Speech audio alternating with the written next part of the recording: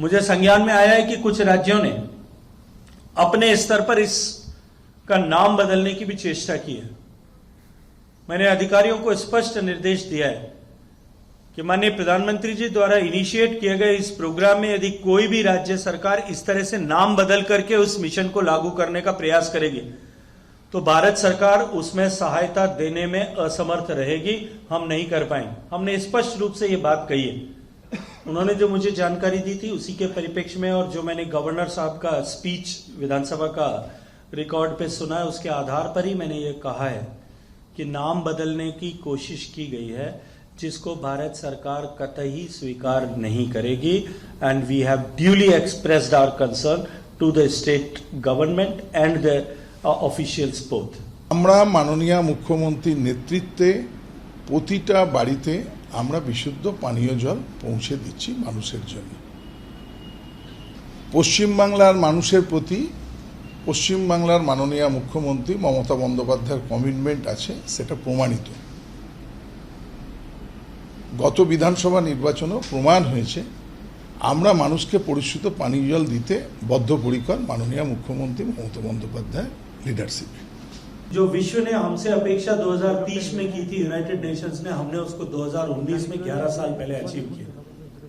और जब 2 अक्टूबर 2019 में प्रधानमंत्री जी ने अचीव करने की घोषणा की थी तब उन्होंने कहा था कि this was not the target, ये लक्ष्य नहीं था, इट वाज ए लैंडिंग। हम यहां तक पहुंचे, यहां से हम कंप्लीट सैनिटेशन की तरफ जाएंगे और कंप्लीट सैनिटेशन के लिए open defecation plus plus open ODF plus की कल्पना दी गई कि गांव लिक्विड और सॉलिड में वेस्ट मैनेजमेंट की व्यवस्था हो, गांव में गोबर को और ऑर्गेनिक वेस्ट को डिस्पोजल की व्यवस्था हो, प्लास्टिक वेस्ट के डिस्पोजल की भी पूरे जिले में और तहसील में गांवों से एकत्रीकरण करके उसकी भी डिस्पोजल की व्यवस्था बने, फीकल स्लज की जो है टर्मिनल डिस्पोजल की व्यवस्था बने।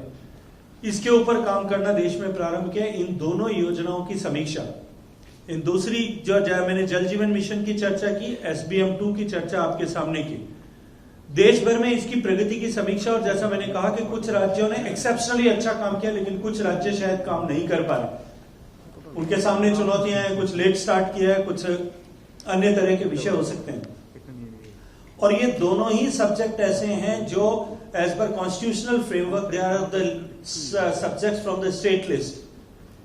So ultimately the onus and responsibility to implement effectively and efficiently both the programs, it falls on the shoulders of the state government.